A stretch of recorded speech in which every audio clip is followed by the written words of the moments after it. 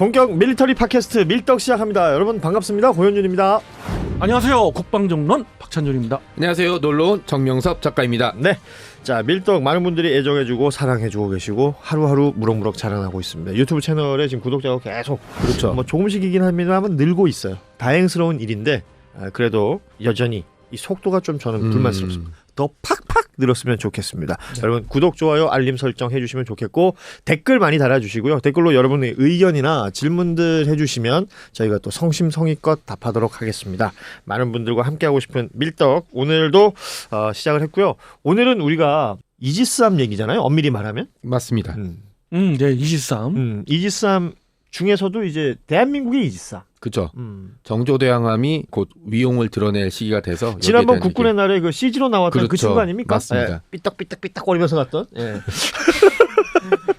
이게 좀 중요한 곧 위용이라기보다는 이제 진수식을 네. 했었죠. 했고 나서 최근에 좀 이슈가 되는 게 이겁니다. 뭐 방사추위라고 많이 제가 줄여서 예. 얘기하잖아요. 근데 2022년 4월 26일 날 그 열렸던 143회 이 얘기 또 하면 또 이상한 얘기 하지 마. 143 알겠어요. 네, 네. 나 며칠 전에 143차. 네. 나 며칠 전에 뉴스 보니까 최근에 157차 했더라고. 이제는 내가 그걸 보면서 이런 걸 내가 이제 알게 되네. 젠장. 네. 그러게요. 그렇죠. 이제 작년이죠. 벌써 1년도 넘은 143회 방사추위에서 결정됐던 게 SM-6 네. 미사일, 대공 미사일을 도입을 추진한다. 예. 그런 걸 이제 승인했는데 그게 과연 어떻게 승인이 된 거며 그 이후의 사업은 어떠며가 사실은 정조대왕함 이야기가 나오면서 맞물려 돌아가고 그럴 있어요. 수밖에 없죠. 예, 네. 그래서 또 이제 미국에서 정식으로 이제 SM-6에 대해서 대한민국 수출을 승인했고 그렇기 때문에 이제 우리가 도입은 확실한데 어찌 됐든 이것이 어떻게 될까 또 궁금해하시는 분들도 많을 것 같고 네. 그러면 정조대왕함이 취역을까지는 어떤 과정을 거칠까? 그렇죠. 지금은 어떤 상태인가? 이런 것도 궁금해하실 것 자, 같아서. 정조대왕함 얘기를 우리가 합니다. 지금 뭐 많이 아시는 분들도 있을 테고 아니면 생소한 분들도 있겠지만 그냥 제 수준에서 얘기하자면 정조대왕함의 이렇게 모습을 어떻게 해서든 본 거는 국군의 날. 네. 그 컴퓨터 그래픽으로 중간중간 끊어졌다 사용됐다 끊어졌다 나왔던 그 친구를 봤어요. 네. 그리고 나서 진수식이란 걸 한 거 아닙니까? 그러고 나서 지금의 상황은 그럼 어떤 상황인 거예요? 뭐 이렇게 프로세스별로 보자면? 현재는 건조 회사에서 해상에 나가서 여러 가지 시험들을 하고 있다. 테스트. 예. 근데 그거를 사실 해군하고 같이 시험하고 있습니다. 그것이 이제 마무리가 되면은 아마 제 추정으로는 내년 예. 한 하반기쯤에는 해군에 인도가 되지 않을까. 내년 하반기쯤 네네. 예상하신다. 그러면 소위 말해서 취역이 되는 거죠.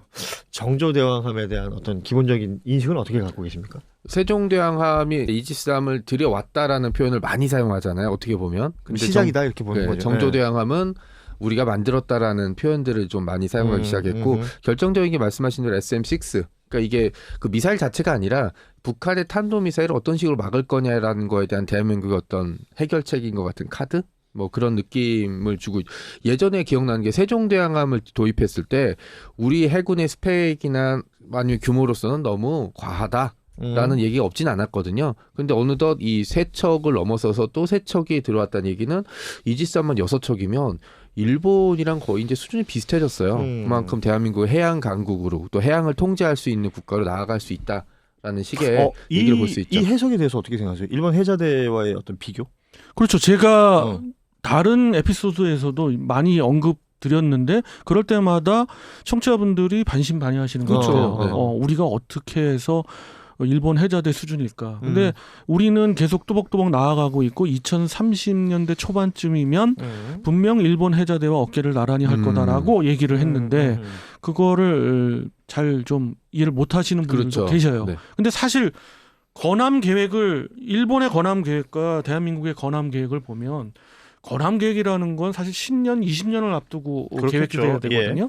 그런 걸 보면 결국에는 2030년대 초반쯤이면 거의 대등한 수준이고 말씀하신 대로 이지스 전투함만 본다 그러면 전 세계 진정한 이지스 전투함 체계가 들어간 전투함은 3개국이 보유하고 있잖아요. 현재로서는 일본, 대한민국, 원조인 미국. 네. 미국은 모든 전투함이 거의 다 있으니까. 이지스 전투함이고 일본만 하더라도 이제 8척이 있는데 우리가 원래 계획한 게 6척 체제예요.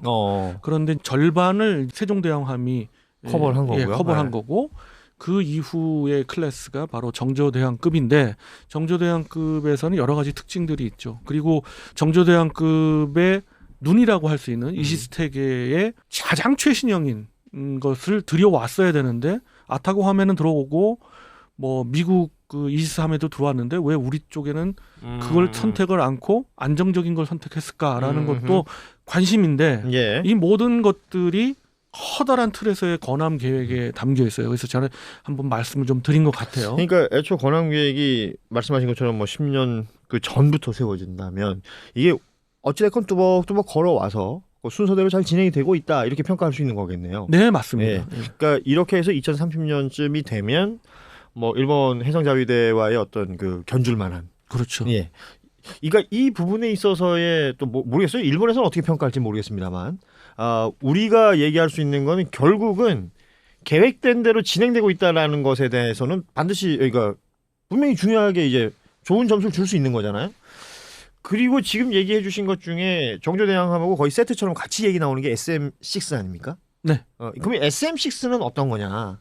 요것도 좀 정리를 해보죠. 그리고 이제 이게 도입된 게 어떤 의미냐도 굉장히 중요할 그렇죠. 수 있죠. 네. 그렇죠. 그 도입의 의미는 사실 그 전체적인 건함 계획으로 이제 도입이 된 거지만 각각의 의미를 찾는다 그러면 아까 정 작가님 말씀하신 게 어떻게 보면 큰 틀이에요. 그렇죠. 예. 그래서 세종대왕함 클래스 세척은 이지스 전투함 체계를 우리가 처음으로 도입을 했고 그것이 뭐 우리 쪽에서 과하다 할 정도 또 유지보수비도 그렇죠. 상당하고 이렇지만은 그거의 모든 체계를 이해하고 숙달한 거에서는 큰 의의가 있는 거고요. 네. 그러나 여기서 조금 제한이 됐던 게 눈은 있어요. 그러니까는 적성국에서 탄도미사일을 쏘거나 어떤 장거리 전략급의 미사일 내지는 무기 체계를 쐈을 때에 가장 먼저 조기 경보해 주는 게 이지스 전투함이에요. 함에서 할 수 있는 예, 거죠. 그걸 세종대왕급 세척이 전부 했었어요. 그리고 이 주변 그 동북아에서는 제일 빨랐어요. 일본의 이지스함보다도 빨랐고 예. 미국의 이지스함보다 빨랐어요. 물론 우리가 위치적으로 더 유리한 측면이 있지만 뭐 가까이 있으니까. 그렇죠. 네. 그럼에도 불구하고 좀 제한적이라는 이야기는 바로 BMD 능력이 없다는 거예요. 그러니까 다시 말하면 탄도미사일을 볼 수는 있었는데 추적해서 요격할 수 있는 능력은 좀 떨어졌다는 거죠. 그러니까 미사일 방어 체계는 사실은 중요한 거 아닙니까? 그 그러니까 탐지만큼 중요한 게 네, 요격이니까. 봤는데 아이고 야야야야 저 어떡하니 저러니 이러고 있으면 안 되는 거 아니에요? 그렇죠. 네. 그래서 이게 약간 남의 집 불났는데 구경 갔는데 우리 집이 부서진 걸 볼 수도 있는 거잖아요. 사실 뭐 적성국이라고 하셨지만 이제 북에서 어떤 미사일 도발이 그렇죠. 있을 때마다 네. 우리 영해나 뭐 우리 영토 쪽으로는 거의 발사를 안 하잖아요. 그러니까 대부분 일본 방향이거나 맞습니다. 일본 열도를 넘겨서 쏘니까 그 방향을 우리가 가까이 있으니까 빨리 볼 수는 있겠죠. 그렇죠. 네. 그런데 만약에 그게 틀어가지고 이쪽이라면 우리가 뭔가를 해야 될 텐데 그 부분에 대한 부족함이 있었다. 그렇죠. 잠시 이제 시간을 돌려서 말씀드리면 지소미아 아시죠? 예. 한일 지소미아에서 우리가 이제 지소미아 파기하겠다고 했을 때 굉장히 일본에서 이제 민감한 반응을 보였잖아요. 사실은 똥줄 탔던 건 일본이에요. 그렇죠. 네. 제가 그때 한번 방송에서도 말씀드렸지만은 일본이 훨씬 더 쫄아 있죠. 한마디로. 그럼요. 네. 걔네들이 우리가 갑이면 걔네들은 을이에요. 지소미아에 관련해 가지고 그런 이유가 바로 우리의 정보적 더 먼저 탐지할 수 있는 능력. 그게 얼마나 중요한 겁니까? 그렇죠. 네. 지리적인 능력 때문에라도 우리가 더 먼저 탐지할 수 있는데 어찌됐든 그런 그 BMD 능력, 그 탄도탄을 요격할 수 있는 능력을 우리가 세종대왕급 함에서는 이지스 전투 체계로 보면은 시스템 컨피그레이션으로 나누면은 베이스라인 7.1이라고 해요. 그러니까 야. 이지스 전투 뭔 말인지 1도 모르겠다. 그 자막 깔아주세요. 자막 유튜브에. 이렇게 생각하시면 돼요. 뭐 각각의 대공 요격이나 탐지 추적을 할 수 있는 이지스 전체 시스템의 능력을 갖다가 일종의 레벨 같은 버전급으로 거예요? 봤을 때 베이스라인 7.1 수준인데 우리가 그 수준에서 BMD 능력을 갖출 수는 있어요. 바로 근데 주먹이 없었다는 거. 그거를 수입하느냐 마느냐 그렇지. 갖고 예. 설왕설래가 많았고 우리는 결국은 수입을 안 했기 때문에 능력이 없었고 일본 쪽도 사실은 없었어요. 일본이 훨씬 더 먼저 이지스 전투함을 건조하고 보유했잖아요. 예. 그 공고급이라고 하죠. 그 공고급 4척에도 사실은 처음에는 없었어요. 근데 바로 베이스라인 시스템을 업그레이드하면서 이제 갖추게 됐죠. 그들은 갖추어 나가고 있는 중이고 지금도. 예. 우리는 그래서 그것이 부족했기 때문에 좀 제한적이었는데 이번 정조대왕함의 의미라고 하면 가장 큰 건 그거죠. 이제 우리도 BMD 능력을 갖출 수 있다. 그러면 어떠한 미사일이 필요하냐 했을 때 좀 이슈가 많은 거죠. 그렇죠. SM3를 들여올 거냐, 예. SM6를 들여올 거냐. 사실 가장 정확한 답은 미국 입장에서 제안한다면 SM3와 SM6를 다 같이 들여오는 것이 정답이고. 그건 미국 입장이니까. 네. 예. 그렇지만은 우리 입장에서는 SM3를 대체할 수 있을 만한 우리의 능력이 되는 탄도미사일, 대공미사일을 개발하고 있는데 좀 더 기다려주면 그래서 그리고 또 너무 과해요. SM3가 어떤 면에서. 그럼 우리 입장에서 가장 지금 시급하고 아직은 개발이 안 됐지만은 우리가 여러 다각도로 쓸 수 있는 미사일 SM6인 거예요. 그래서 SM6가 굉장히 중요한 무기 체계가 됐고 이것에 대한 도입 결정을 작년에 했던 거고 이제 그게 어떤 플랫폼에 적용되느냐? 정조대함부터 적용된다. 그래서 차후에 이제 잠해함이 2척 더 건조될 거거든요. 거기에 이제 탑재가 될 거고 향후에 가서는 세종대왕급 3척도 업그레이드 계획이 있어요. 그렇죠. 베이스라인 지금 7.1인데 그거를 베이스라인 9 이상 뭐 10으로 할 수도 있고요. 그렇게 업그레이드가 되면서 세종대왕함에서도 그러면 SM6가 들어올 수 있고 또 우리가 지금 개발하고 있는 LSM으로 알려진 그 대공 미사일의 해상 버전이 완성이 된다면 뭐 KDDX는 물론이고 우리가 자체 건조하고 있는 KDDX는 물론이고 지금 세종대왕함이나 정조대왕함급 클래스에도 전부 다 적용이 될 수 있는 거죠. 그 정도면 그 뭐랄까 대함 항공 이 체계가 갖춰지는 거잖아요. 완벽히 갖춰질 수 있는 것이 제가 다층 방공망 얘기를 많이 드렸잖아요. 예. 그건 지상 기반의 그 대공 시스템들을 많이 얘기를 드렸는데 뭐 공군도 그와 관련된 그 시스템이 있지만 공군과 해군이 합동으로 이번에는 탄도미사일로 예를 들면 탄도미사일의 부스트 단계에서 그러니까 탄도미사일이 발사돼서 속도를 어느 정도 상공에 이제 올라갈 올라간다. 그 단계 이제 부스트 단계라고 하잖아요. 그 부스터 단계가 가장 속도도 느리고 사실은 그렇죠. 요격하기가 쉬워요. 잡기 좋을 때지. 맞습니다. 다만 그것을 무거울 때니까. 그렇죠. 그걸 요격할 수 있는 시스템이 그렇게 쉽게 갖춰지는 건 아니에요. 그렇겠죠. 예. 그런데 그걸 XM6가 해낼 수 있어요. 아하. 그러나 여러 가지 도움이 필요하죠.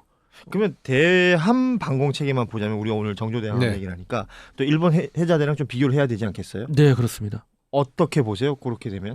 SM3와 SM6를 기반으로 해서 지금 갖춰지고 있죠. 일본 해자대는. 근데 자체 미사일을 탑재하진 않죠. 앞서 뭐 지소미아 얘기 잠시 하셨지만 윤석열 정부 들어서 이제 한일 관계에 있어서 가장 큰 변화는 그거잖아요. 네. 결국 군사 정보를 공유한다는 거 아닙니까? 네네. 이렇게 되면 일본은 굉장히 많은 걸 얻게 되는 거죠. 그렇죠. 거기에 그 굉장이라는 표현이 받아들이는 분들에 따라서 온도차는 있겠습니다만 그 팩트는 사실입니다. 그런데 이제 거기서 우리는 뭘 얻느냐? 요건 또 비판의 지점이 분명히 있는 것 같아요. 비판을 할 수도 있지만 우리가 얻을 수 있는 건 분명히 있어요. 이제 이건 협소하게 지소미아를 본다 그러면 말씀하신 게 저는 맞다고 100% 맞다고 보고요. 한미일의 뭐 군사적인 어떤 정보 공유와 기타 어느 정도 수준에서의 뭐 협동 그런 걸 봤을 때는 우리가 좀 뒷배가 든든해야 되는 건 사실이거든요. 근데 미군 전력의 상당 부분이 일본의 기지를 기반으로 하고 있어요. 예. 그런데 우리가 일본과 대한민국이 어떤 공동의 위협에서 이런 동북아의 안정을 위해서 순방향으로 간다는 전제하에서 그렇지. 전제하에서 순방향이란 이 얘기가 굉장히 중요한 것 같아요. 그렇죠. 순방향이 아니면 우리는 당연히 이제 그럴 필요가 없는데 왜냐하면 사람들이 자꾸 뒤통수 맞을 것 같다는 생각을 하는 것 같아요. 일본에 대해서는 그런 게 있는 것 같아. 있어요. 왜 우리가 DNA가 그런 게 흐르지 않습니까? 어쩔 수 없는 거고요. 저도 그래서 굉장히 조심스럽습니다만은 어찌됐든 방향은 순방향이라는 전제하에서는 협동하고 그러는 것이 좀 넓어졌으면 싶다. 그러니까 일본하고 우리는 군사 동맹은 아니잖아요. 근데 예를 들어서 같이 점하고 있는 바다, 특히 우리 동해에 이지스 함들이 이렇게 많아도 되는 겁니까? 사실 이지스 전투함을 그 배치로만 따진다 그러면 일본도 그렇고 우리도 그렇고 모자르면 모자랐지 많지는 않습니다. 그럼 이 동해에 그러면 둥둥둥둥 떠 있어가지고 예를 들어서 네네. 지금 군사 동맹은 아니니까 네. 우리의 전선이 저쪽이 아니고 이쪽이 되는 경우가 있을 수 있잖아요. 그렇죠. 예. 그럼 동해 바다가 난리가 날 것 같은데요? 사실 동해 바다 깊고 푸른 그 동해 바다가 전장이 돼서는 안 되지만은 긴 역사를 우리가 이제 미래를 예측해 본다면 해전이 일어날 수도 있는. 그렇죠. 그럼 충분히 일어날 수 있어요. 그래서 나는 해상 자위대보다 우리가 빨리 제대로 우위에 섰으면 좋겠다는 거예요. 그렇죠. 네. 분명히 우위에 쓸 수 있습니다. 제발 이 군 당국이든 아니면 뭐 정부 당국이든 이런 부분에 있어서는 조금 더 섬세하게, 냉정하게. 예, 그러니까 그 순방향으로 갈 수 있는 게 그냥 손잡고 한번 이렇게 하고 뭐 오므라이스 먹고 왔다고 되는 게 아니잖아. 이런 거는. 그렇죠. 네. 나토 국가들 간에 서로 간에 믿음이 되었을 때 그럼. 그런 한 대한민국과 일본의 그런 관계가 서로 DNA야. 간에 믿음이 있다는 전제 하에서는 그렇습니다. 우리가 좋죠 그렇게. 그게 왜냐하면 저는 그 생각이 자꾸 드는 게 결과적으로 우리가 단단해야, 그렇죠. 우리가 단단해야 요구할 것들도 생기는 것이고, 맞습니다. 그 구체적으로 뭔가 저쪽에서 뭐랄까 이런 표현 좀 어떤 꼼수를 부리거나 이럴 때 우리가 체크할 수가 있어야 되잖아요. 그렇죠. 그걸 모르고 하고 있다가는 나중에 후회한다는 거야. 이건. 맞습니다. 예.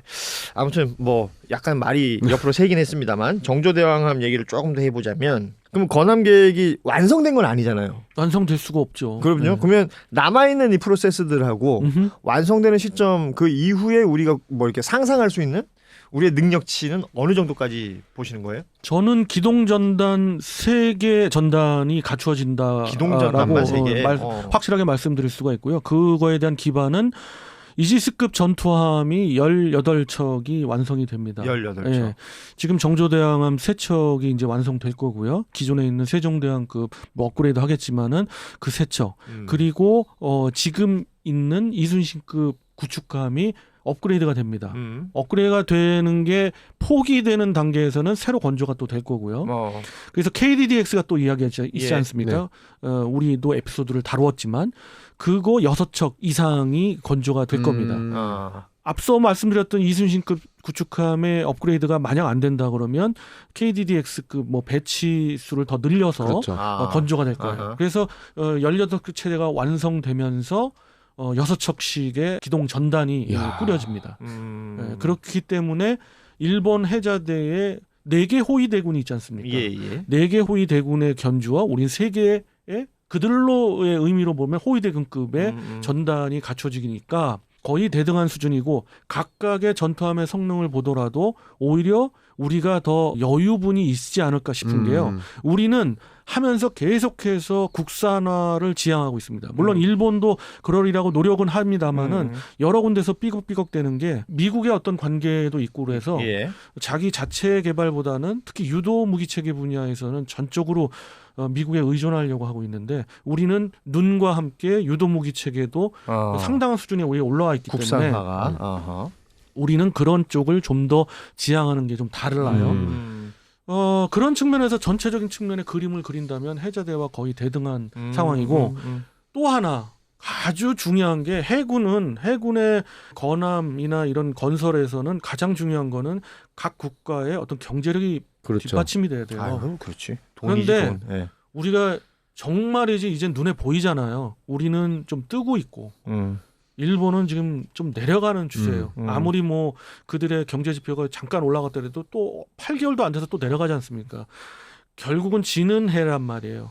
그런 측면에서 봤을 때 그들이 계획하고 있는 해자대 건설을 할 수 있을까? 저는 조금 회의적이라고 봐요. 국뽕입니까? 이 정도 국뽕이면 인정할 만하죠. 네. 알겠습니다. 다행입니다. 네. 바퀴 전차 바퀴 숫자를 확인할 수 있는 국뽕이라면 뭐 넘어가야죠. 네. 자, 오늘 정조대왕함 이야기를 좀 해봤습니다. 이지스라는 게 결국 방패잖아요. 그렇죠. 이 방패를 어떻게 구축하느냐가 굉장히 중요한 시대에 우리가 살고 있기 때문에 뭐 많은 분들이 관심을 가지고 있었던 부분이기도 하고, 근데 그 방패에서 잘 살핀 이후에 요격까지 할 수 있는 미사일 얘기까지 오늘 함께 해봤던 겁니다. 그 이후에 또 뭐 업그레이드 된다든지 또 이슈들이 있으면 저희가 더 이야기 나눌 수 있을 것 같고요. 오늘은 여기서 마무리하겠습니다. 여러분 고맙습니다. 안녕. 안녕히 계세요.